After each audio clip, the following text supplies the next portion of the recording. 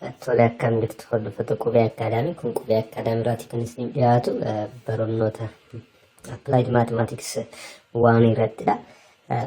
Viidiyoo kana irratti qabadhe kan isiniif dhiyaadhe applications of limit kan jedhudha. Limitiin application hedduu qabaachuu danda'a derivative barbaaduudhaaf, akkasumallee vertical asymptote, horizontal asymptote warreen jedhaman kana barbaaduudhaaf nu fayyaduu danda'a. Akkasumallee function hedduu qabaachuu danda'a. Isaan keessaatii viidiyoo kana irratti kan waliin ilaallu application of limit keessaa jechaadha. Asymptote akkamitti akka ittiin barbaadudha. Asymptote akkamittiin limit fayyadamne akkaataa kamitti akka barbaadnu jechaadha. Jalqaba irratti akkuma isin beektanii asymptote jechuun giraafii tokko irratti function tokko gaafa lakkoofsa wayiitti hiikaa deemu approach taatee, for example lakkoofsa tokko kanatti as jira yoo ta'e kuni lakkoofsa tokko kuni giraafiin tokko bifa kanaatiin deema yoo ta'e asirratti tokko kun jechaadha vertical asymptote of giraafii kanaa ta'a jechuudha. Tokkoon tokko garuu tokkotti dhiyaachaa deema jechuudha. Akkasuma immoo karaa kana immoo zeerootti dhiyaachaa deema yoo ta'e horizontal line kuni maal ta'a jechuudha. Horizontal asymptote of the graph ta'a jechuudha. Kanaafuu akkasuma immoo asymptotiin oblique asymptote wanti jedhamu jira. Fakkeenyaaf bifa kanaatiin deema yoo ta'e jechuudha. Wanti tokko giraafiin tokko kuni maadha oblique asymptote of this graph jechuudha. Kanaafuu akkamittiin vertical asymptote akkasumallee horizontal asymptote akkasuma immoo oblique asymptote warra jedhaman kana akkamitti akka barbaadnu jechuudha.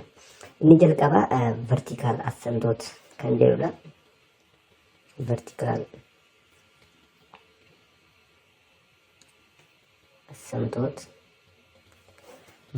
asymptote kan jennu sarara vertikaalidha. Sana booda giraafichi isatti dhiyaachaa deema jechuudha. Gaafa lakkoofsa vertical line sana uumutti hiiqaa deemu jechaadha. Kanas immoo gamma x is equals to a yookaan immoo line x is equals to a jedhamu said to be vertical asymptote of the function f ta'uudhaaf if limit of f of x in keenya as x approach to a is equals to infinity ta'a yoo ta'edha. Kana jechuun asitti plus or minus infinity ta'a yoo ta'e maal jenna jechuudha. X is equals to a kun vertical asymptote of a function f dha jechuudha.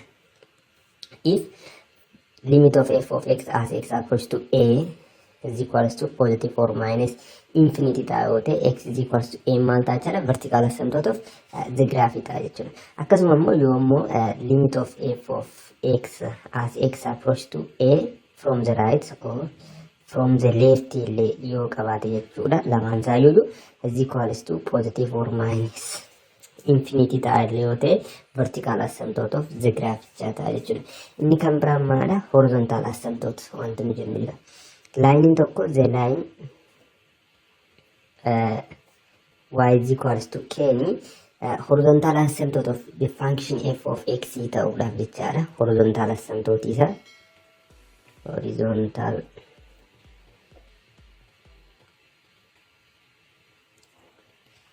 horizontal asymptote of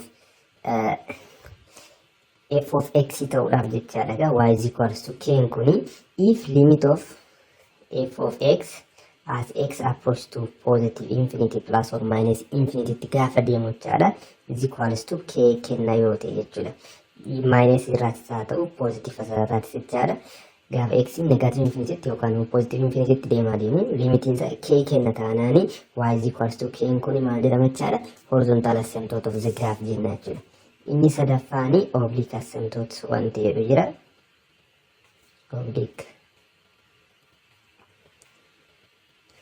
Oblique asymptote kan jennu kun immoo jechaadha.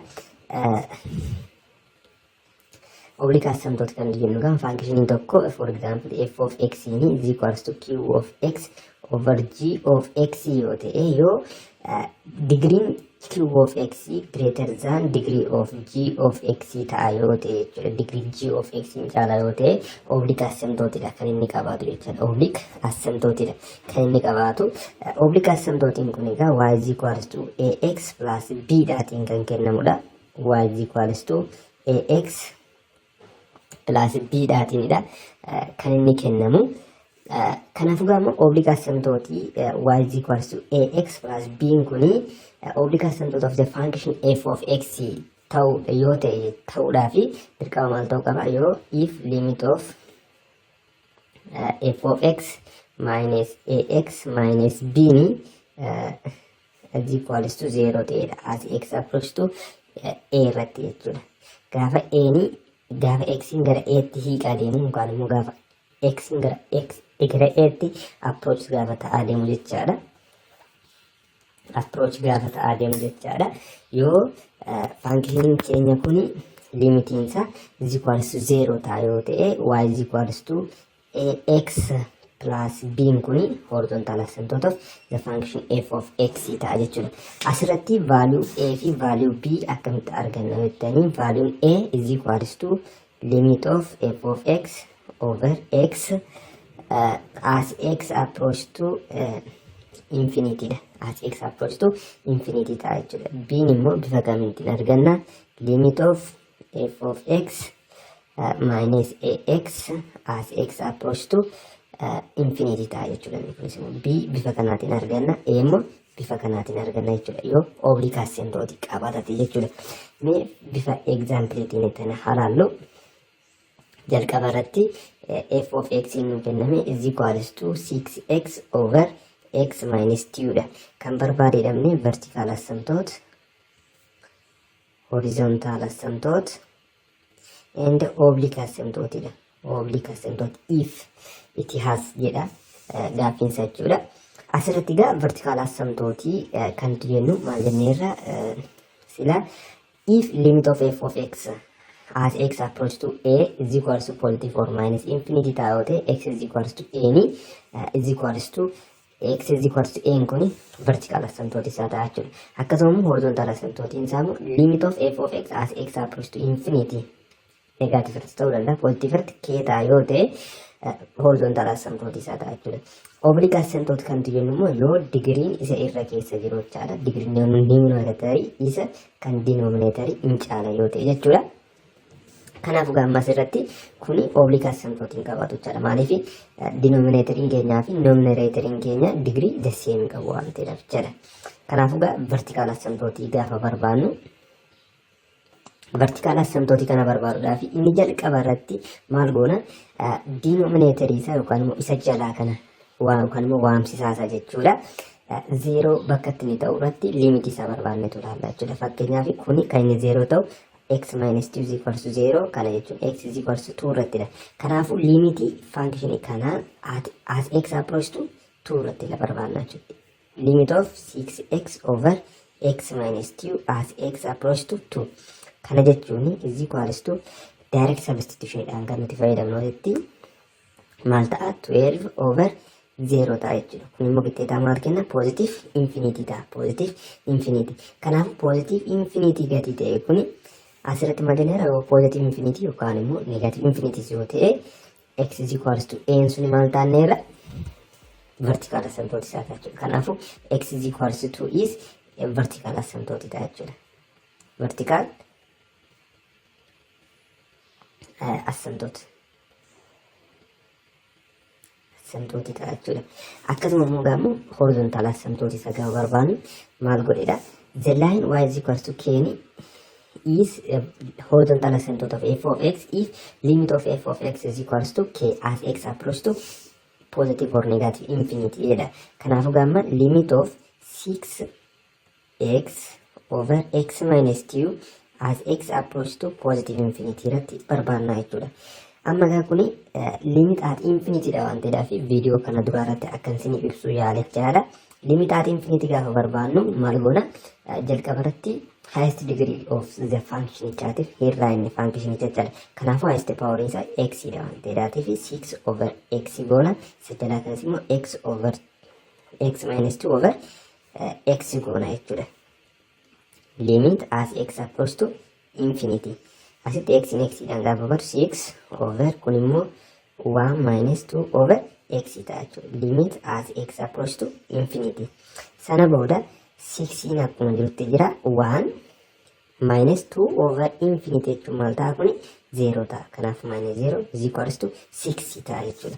Kanaafuu y is equals to 6 kuni y is equals to 6 yookaan immoo limit of f of x is equals to k dha. Y is equals to k dha wanti dhaafi y is equals to 6 is what? Horizontal asymptote ta'a jechuudha. Horizontal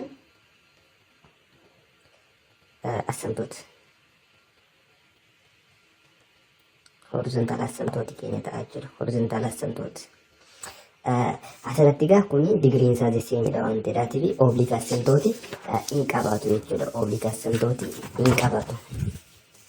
Example inni kan biraan example lammaffaa irratti let f of x is equals to 2x cube minus 3x square over x square plus 1. Asirratti gamma digriin denominator keenya yookaan immoo digriin waamamaa keenya jechuudha. Digrii kan eenyuun caala? Waamsa keenya hin caala jechuudha. Sababii kana ta'eetiif maal qabaata jechuudha? Oblique asymptote qabaata jechuudha. Oblique asymptote qabaata. Vertical asymptote isaa barbaaduudhaaf dirqama maal goona? Bakka itti kun 0 ta'uu barbaadna. Kun immoo bakka itti 0 ta'uu hin jiru waan ta'eedhaatiif vertical asymptote hin qabaatu jechuudha. Vertical asymptote hin qabaatu jechuudha. Oblique asymptote qabaannaan immoo horizontal asymptote qabaachuu hin danda'u jechuudha. Asirratti egaa oblique asymptote keessatti y is equals to ax plus b ni oblique asymptote of this function ta'uudhaaf maal jenneerra limit of f of x minus ax minus b ni as x approach to a ni itteetaa maal ta'anneerra 0 ta'anneerra. Itteetaa 0 ta'a jechuudha. Asirratti egaa a fi b barbaadudha kaayyoon keenya. A gaafa barbaadnu maal ta'anne limit of f of x over x as x approach to infinity ta'anneerra.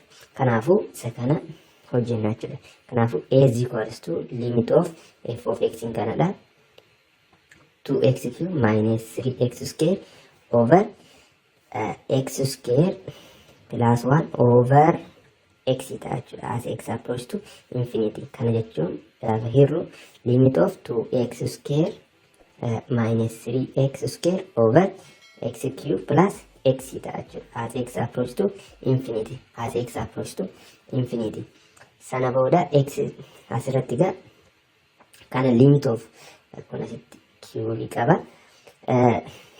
Gaafa limit at infinity barbaadnu jalqaba irratti highest degree isaa barbaadna. Asirratti highest degree meeqadha? X cube dha. Kanaafuu x cube dhaatiif hirraa jechuudha.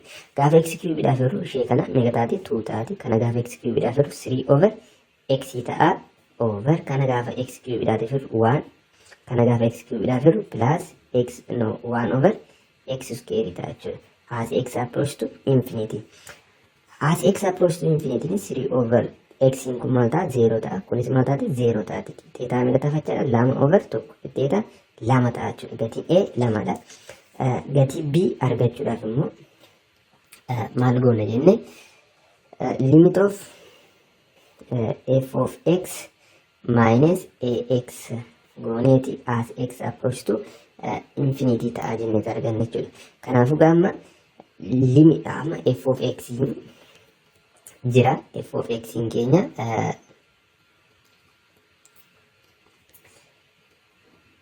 asirratti egaa f of x keenya is equals to 2x cube minus 3x square dhiifama over x square plus 1 minus ax jedha wanti dhaabtiif kun immoo maal ta'a? 2x ta'a jechuudha. Sana booda asitti limitiin jira as x approach to infinity.